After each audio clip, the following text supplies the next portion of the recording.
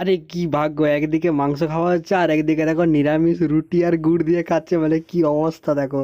মানে মাংসের গন্ধ উঠছে আর এদিকে রুটি খাচ্ছে নিরামিষ, ভাগ্য খারাপ ভাইয়ের।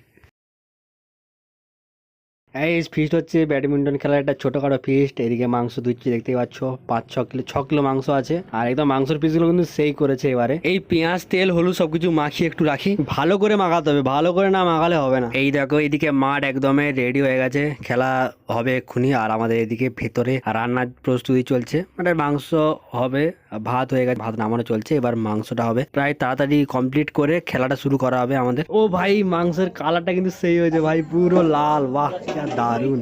এই তো আমি পন্ডার বদলে আমি আছি। লটারি গাই ছোট নেকের কর, ছোট নেকের লটারি হয়েছে, ছোট নেকের লটারি। আর একটা কেনা বড় নেকের, হ্যাঁ হ্যাঁ হ্যাঁ বড় নেকের।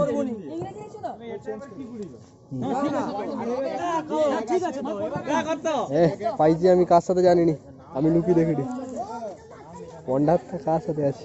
এখন বাজে রাত 11টা, সবাই খেতে বসছে, দেখতে পাচ্ছ সবাই বসে গেছে। আরে কি ভাগ্য, একদিকে মাংস খাওয়া হচ্ছে আর একদিকে দেখো নিরামিষ রুটি আর গুড় দিয়ে খাচ্ছে, মানে কি অবস্থা দেখো। মানে মাংসের গন্ধ উঠছে আর এইদিকে রুটি খাচ্ছে নিরামিষ, ভাগ্য খারাপ ভাইয়ের। কি অবস্থা, ঠান্ডায় ভাত পুরো বরফের মতো হয়ে গেছে আর নিচে দেখো আগুন জ্বালিয়ে ভাত গরম হচ্ছে, কি অবস্থা।